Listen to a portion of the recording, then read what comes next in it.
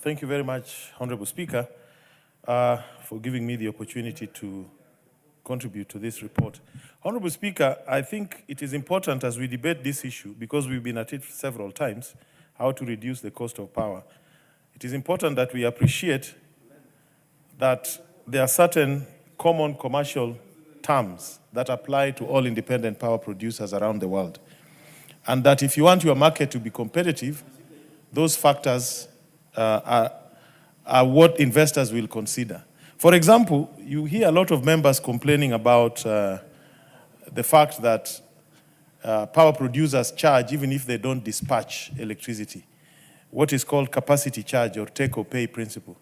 It is a very simple principle, and it is common, it applies everywhere, that if you have invited me to invest in your country and I've put the power capacity to generate 40 megawatts, but you can only take 30 megawatts, I will be compensated for the balance of 10 megawatts, not by charging you the energy charge, which is what you have consumed, but the fact that I've made it available, because it is up to you to take or use it. That is just a norm in the industry, and we cannot change it.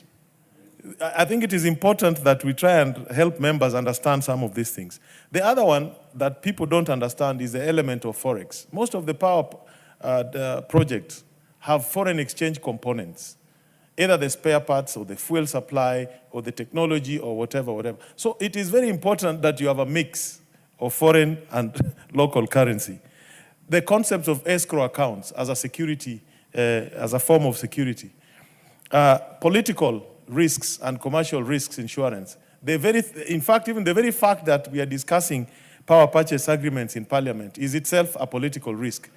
Any investor will assess, are these people likely to interfere with my power purchase contract and revoke it?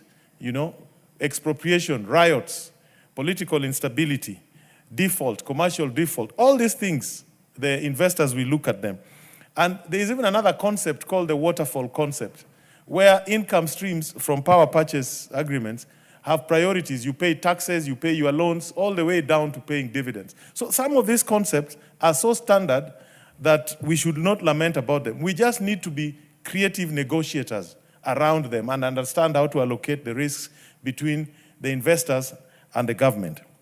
But let me go to a few things that I think we should do to try and lower the cost of power in this country, which I didn't hear the report emphasizing so much. Number one, I think it is time for Kenya now to separate transmission from distribution fully. This is one reform that has not been done, so that we can allow what is called economic merit order in terms of dispatch of energy, where the cheapest power is dispatched first. In other words, we should enable consumers to choose from whom they buy power by having an independent transmission company and a national dispatch center that is controlled by an entity that is not the distributor of the electricity, so that any large consumer or even a small consumer will be informed the night before how much power is available and at what price and from which generator. Then I will choose my supplier so as to create competition. The second thing, I think we need to emphasize that we need optimal mix of sources of energy. As it is today, the reason why a lot of our power is expensive is the thermal element and also the geothermal element, which were procured earlier, and I'll come back to that. But we need to see that we emphasize, especially now that technology has improved and solar and geothermal, the renewables, are more affordable than the thermal. We need to really investigate how to get this optimal mix of sources so that we can help reduce the cost. And also, we need to allow, instead of just emphasizing continuously on independent power producers, we should use KenGen as the national government utility to generate more power. That is what Ethiopia has done. The cheap power in Ethiopia is not by IPPs, it is by state corporations. So we should give KenGen more resources to generate power at more affordable rates. Finally, what is missing in this report is the address on state capture of the sector. Why power is expensive in Kenya is because of state capture. Previous state officials have been participating in the power purchase agreements that we have as investors, yes, as tenderpreneurs, as suppliers of fuel, as suppliers of transformers. We need to address the issue of state capture in the energy sector and unbundle it. If we don't, for a very long time, we'll be saddled with high cost of power.